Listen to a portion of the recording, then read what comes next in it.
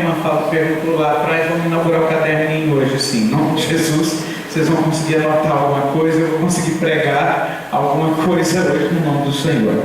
E eu queria colocar à disposição de vocês, tem todo esse material aqui que nós vamos estar ministrando. Eu estou deixando ele todo com o pastor. Se alguém quiser depois, procure o pastor. Nós temos toda a ministração aqui. De repente você pode depois encadernar e ficar para você poder estar estudando, consultando as referências bíblicas, até porque são muitas, só que são 52 folhas aqui desse tema que a gente vai estar trabalhando, e esse é apenas o primeiro módulo. Então a gente vai estar tentando passar algumas coisas para os irmãos. Agora eu quero lembrar, nós estamos num tempo de ensino, então você pode perguntar à vontade, tá? Porque se ficar alguma dúvida, a gente vai procurar trazer luz sobre isso em nome do Senhor. Com relação aos textos bíblicos, eu vou pedir um favor. Eu vou dar as referências e eu peço aos irmãos que aí vocês abram e leiam essas referências para a gente poder estar ganhando tempo para as ministrações em nome do Senhor. Vamos fazer uma oração antes, amém? Se você puder, fique em pé em nome de Jesus, nós vamos orar e logo depois nós vamos estar começando a compartilhar algumas coisas nessa noite no nome do nosso Deus. Pai, nós estamos na Tua presença e ao Teu nome glória, força e honra na revelação de Jesus de Nazaré, e nós entramos diante de Ti nesta noite, como temos orado todas as vezes. Nós pedimos que o Senhor cerque esta igreja agora com anjos de guerra, por louvor da Tua glória. Quantos anjos forem necessários, libera a favor do Teu povo aqui hoje. Libera anjos na nossa casa, na nossa família, nos nossos bens, em tudo que está ligado direto e indiretamente a nós. Libera a Tua unção por louvor da Tua glória. Pai, mas também nós pedimos, coloca anjos dentro dessa casa, que em nome de Jesus de Nazaré, Balava Surikanda, Ramanabassai, o Senhor coloque ao menos um anjo do lado de cada vida que aqui está, e Senhor, que o Teu Espírito faça o que quer que seja feito, que haja cura, libertação, revelação, chamado ministerial, uma nova unção, aquilo que o Teu Espírito deseja, Senhor, que venha acontecer no nosso meio para o louvor da Tua glória. Eis aí Tua palavra, eis aí Teu povo, visita-nos com a Tua graça para a glória do Pai, do Filho e do Espírito Santo de Deus. Senhor, nós também colocamos diante de Ti a vida do pastor Wellington ali da Igreja do Brasil para Cristo. Vai agora, Senhor, na cidade de São Paulo, naquele hospital que ele está. Toda retaliação, todo ataque do inferno que veio contra a vida dele, como igreja nós proibimos de prosperar. Nós queremos ele dentro de casa restaurado, sadio, para a glória do Teu nome. E em nome de Jesus, onde havia uma brecha, seja fechado, onde havia uma retaliação, que ela seja anulada e que a bênção do Senhor esteja sobre o Teu ungido para o louvor da Tua glória. Pai, permita-nos termos notícias de vitória para a glória do Teu nome. É a nossa oração em nome de Jesus. Amém. Você pode se sentar no nome do Senhor. E eu queria que você pegasse a sua Bíblia e caminhasse no livro de primeira carta de Paulo a Timóteo, capítulo de número 2, versículo de número 1. E quem achar, por favor, leia esse texto para nós. Enquanto vocês procuram 1 Timóteo capítulo 2, versículo 1, eu só queria falar uma coisa, irmãos. Falar sobre intercessão e despertar a igreja para isso é algo muito sério, não é brincadeira, é uma guerra espiritual. Nós fomos lá no Brasil para Cristo ministrando na igreja do Pastor Pirajara, e qual não foi a surpresa? E quando nós começamos a ministrar sobre isso, o inferno, ele é afrontado. Quando nós terminamos de ministrar, começou uma briga na frente da igreja, de chefe de boca de fumo lá, e querendo agredir um outro lá, e agressão física e tudo mais. E nunca tinha acontecido aquilo ali. Por quê? Porque mexeu. Logo depois, acho que no outro dia, se eu não me engano, o pastor Wellington foi internado às pressas, foi levado para São Paulo, começou a passar mal, numa cirurgia que ele tinha feito, os irmãos eu creio que já sabem, estão orando por ele, teve uma complicação e está internado no hospital. Mas nós oramos agora e nós cremos que ele está voltando para casa, em nome de Jesus, porque o inimigo não tem poder para tocar na vida daquele homem, para a glória do nome do nosso Deus. Então, ensinar sobre intercessão é entrar em campos de batalha, mas entrar para vencer em nome de Jesus. Amém? Amém. Quem achou, por favor, leia para nós 1 Timóteo capítulo 2, versículo 1. Antes de tudo, pois, Sim. melhor que se use a prática de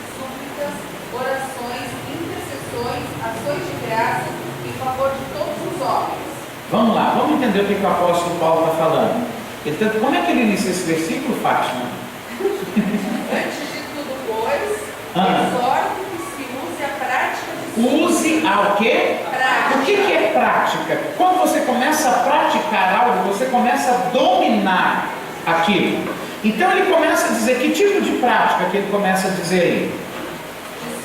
Súplica, orações, intercessões, ações de graça. Ele coloca tipos de oração. E aí quando ele começa a colocar isso, uma coisa que parece que a igreja tem dificuldade de entender, é que se Jesus, que é Jesus, sabia que precisava orar, quanto mais você. Se Jesus entendia que ele precisava de orar, de ter um tempo de oração, quanto mais eu e você. E aí muitas vezes a gente tem desculpa para tudo, que não deu para orar por causa disso, chegou uma visita, eu tenho uma coisa para fazer. Enquanto aquilo não for prioridade na tua vida, nunca vai dar tempo.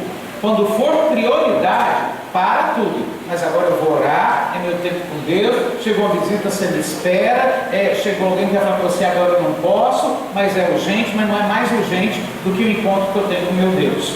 E ali Deus vai te renovar, Deus vai te curar, Deus vai falar, Deus vai mover.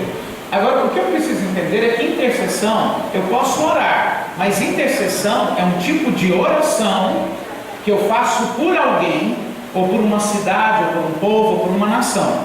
Eu posso orar por mim, mas quando eu intercedo, eu estou entrando diante de Deus a favor de alguém, para que essa pessoa seja abençoada. Então uma coisa que é linda, intercessor não busca o seu próprio interesse, ele vai buscar o interesse de alguém, a necessidade de alguém, e ele vai entender que se aquele outro for abençoado, ele também vai ser abençoado. É esse nível que a igreja tem que chegar, e entender, se meu irmão foi abençoado, eu também fui abençoado. Se eu fui abençoado, meu irmão também foi abençoado. E aí a gente precisa entender algumas coisas, e a primeira coisa, não sei se você vai querer anotar isso, mas é a definição dessa palavra intercessão. E se você puder, anote essa definição, e depois a gente vai entrar num texto em Tiago. Se você puder, anote. É colocar-se no lugar do outro e pleitear sua causa, como se fosse sua própria. É colocar-se no lugar do outro e pleitear a causa do outro como se fosse a sua própria causa. Isso é que é lindo no intercessor. Ele não ora por ele, mas quando ele ora por alguém, ele ora na mesma intensidade como se fosse por ele. Isso é amor de Cristo. É quando eu vejo você numa luta e falo, eu não aceito, Senhor. Eu sei que ele não está dando conta, eu sei que ela não está dando conta, então eu vou entrar diante de ti, e esse quadro, essa situação, isso vai mudar, porque ela não pode continuar desse jeito. Agora veja só, não adianta ter pena, não adianta ter dó, porque isso não muda nada.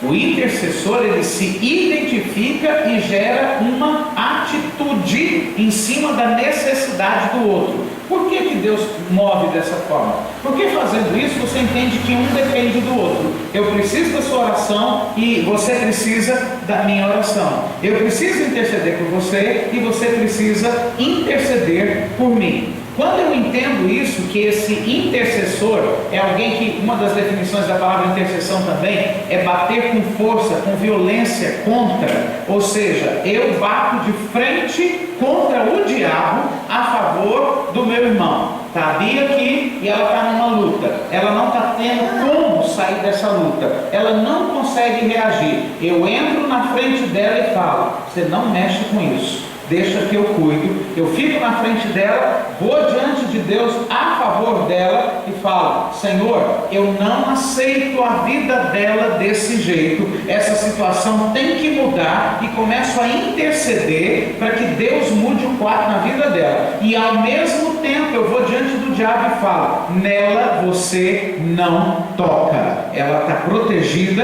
ela está guardada, ela está estudada. Por quê? Porque quando você está fraca é quando você mais precisa de socorro, não é verdade? Então intercessão é isso, É quando eu descubro que o outro não está bem e eu vou correr e vou cobrir, vou proteger e vou reivindicar de Deus que aquele milagre venha na vida dele. Mas também vou dizer ao diabo: você não pode tocar nessa pessoa. E muitas vezes nós temos que entender que Deus nos leva a isso, de orarmos uns pelos outros. A partir do momento que você não está orando por você, mas você entra no processo de oração intercessória, Deus vai trazer o que está no coração da pessoa. Eu costumo dizer que Deus vai compartilhar o peso do coração dele com você, para você saber como agir. Por quê? Vamos lá. Na sua casa, eu posso entrar a hora que eu quiser e do jeito que eu quiser? Por que não? A casa é de quem? Se eu tentar entrar, você não tem o direito até de chamar a polícia, você não tem o direito até de reagir, me pôr para fora, até com violência. É um direito que te cabe ou não é? A casa é sua. Tem um policial aqui que não me deixa mentir. Ainda bem que você não me deixa mentir. Agora, veja bem. Deus, quando criou todas as coisas, está aí no livro de Gênesis, capítulo 1, você vai ver que Deus, quando criou a terra, capítulo 2, versículo 1, fala assim: e criou, depois do Senhor Deus ter formado todas as coisas, no sétimo dia ele descansou. Primeiro, que Deus não se cansa, mas essa palavra descansou no original significa transferiu a autoridade, ou seja, ele falou: acabei de fazer o que tinha que fazer. Fabiana, errei, desculpa, Fátima. E agora eu estou te dando tudo isso na tua mão, cuida. O descansar de Deus foi transferir para o homem o direito de cuidar de tudo que estava na terra. Lembra Mateus capítulo 4, quando Jesus é tentado, Lucas capítulo 4, que Satanás chega no terceiro nível de tentação? Lembra o que Satanás fala para Jesus? Mostra o mundo e mostra o quê? Vamos lá, vai lá em Mateus 4 para a gente entender uma coisa muito interessante lá. Mateus capítulo 4, eu não me recordo do versículo, mas é a terceira tentação. Quem achar, leia para nós.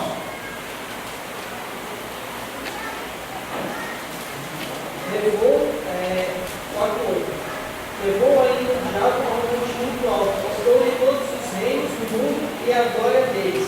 Ele disse: tudo isso te darei se prostrado me adorares. Então Jesus lhe ordenou: retira-te, Satanás, porque está escrito: ao Senhor teu Deus adorarás e só a Ele darás culto.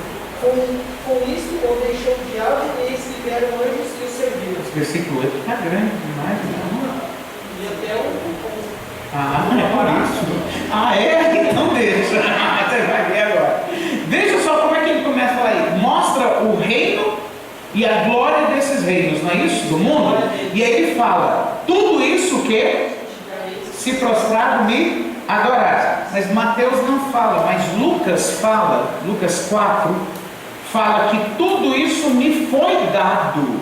Quer ver? Vamos conferir lá. Lucas capítulo 4, na terceira tentação. Olha como fala lá.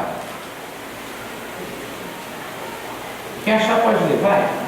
Você achou? Disse-lhe o diabo: dar-te-ei toda esta autoridade e a glória destes reinos, porque ela me foi entregue. Por quê? E a dor quem quer? Veja bem, quando Adão peca, ele transfere. Que versículo que é? 4:6. Quando Adão peca, ele transfere, ele dá o direito para o diabo reinar sobre a terra. Entenda bem, Deus tem um reino ou não tem? Amém? O homem também tem. O único que não tem é Satanás. Por isso a disputa, porque ele quer um reino, ele quer um domínio. Aí o que acontece? Como isso foi passado para o homem pecou, Satanás pode entrar. Lembra da queda? Lá em Gênesis capítulo 3. Então agora ele tem governo. Aí ele vira e fala: olha, tudo isso me foi dado, agora eu dou para quem eu quero, porque é meu. Vai lá para Mateus capítulo 28, versículo 18, e veja o que está escrito lá. E quem achar, por favor, leia para nós. Mateus 28, versículo 18.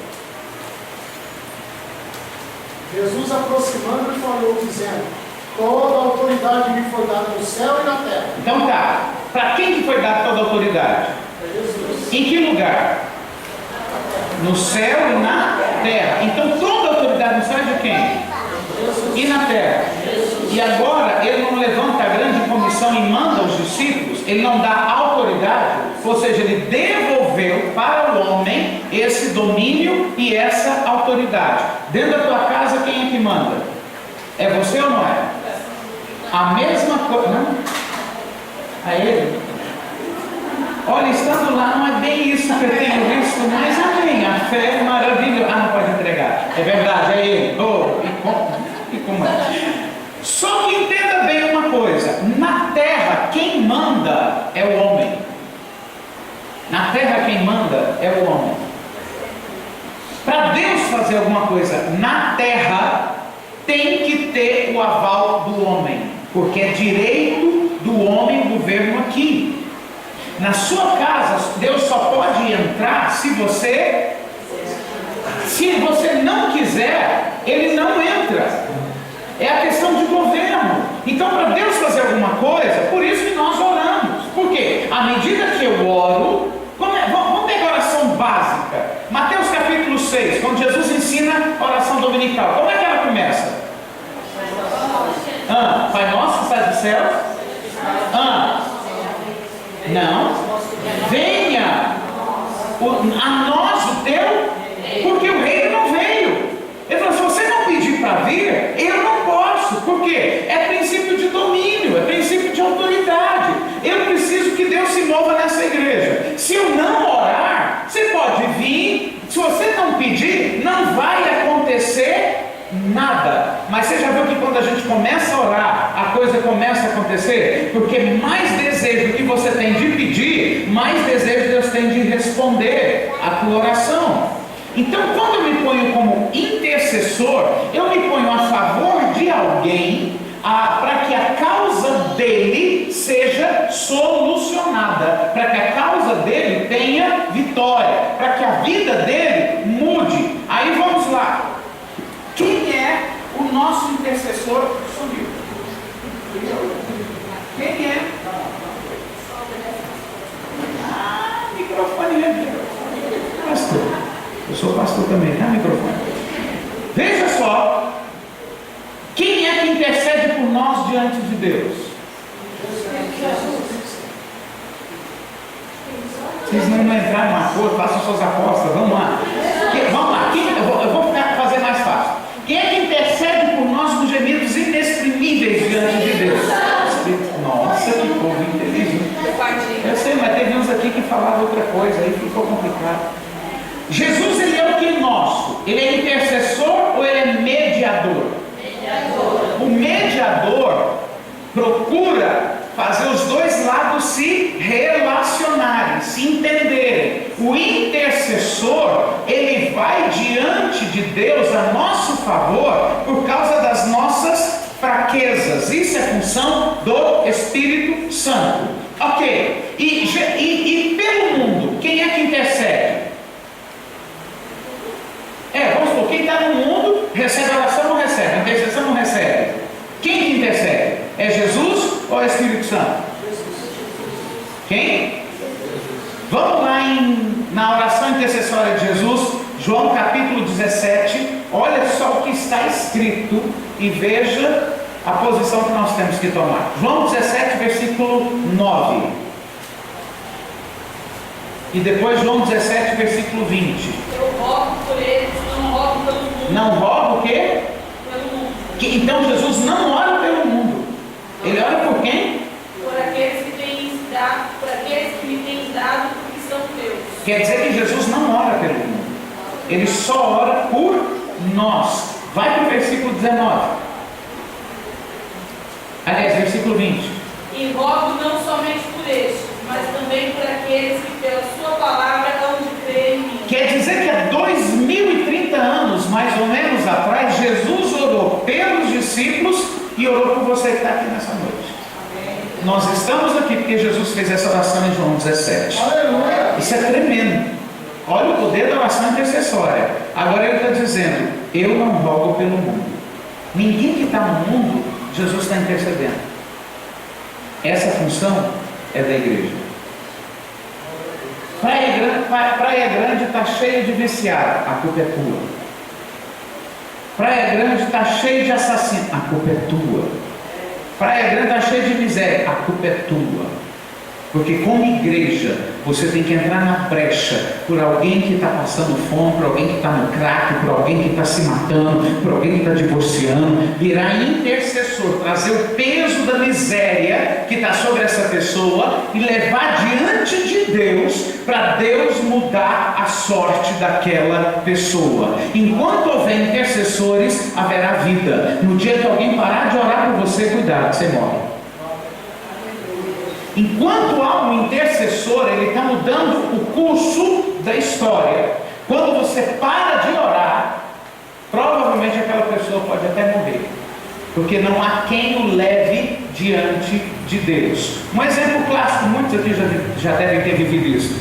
Quantas vezes você está orando, e orando, não é intercedendo, você está orando por você, do nada, começa a vir nome dos outros na tua boca ou na tua mente, que você se perde, e quando você vê, você está orando pelos outros e não é por você.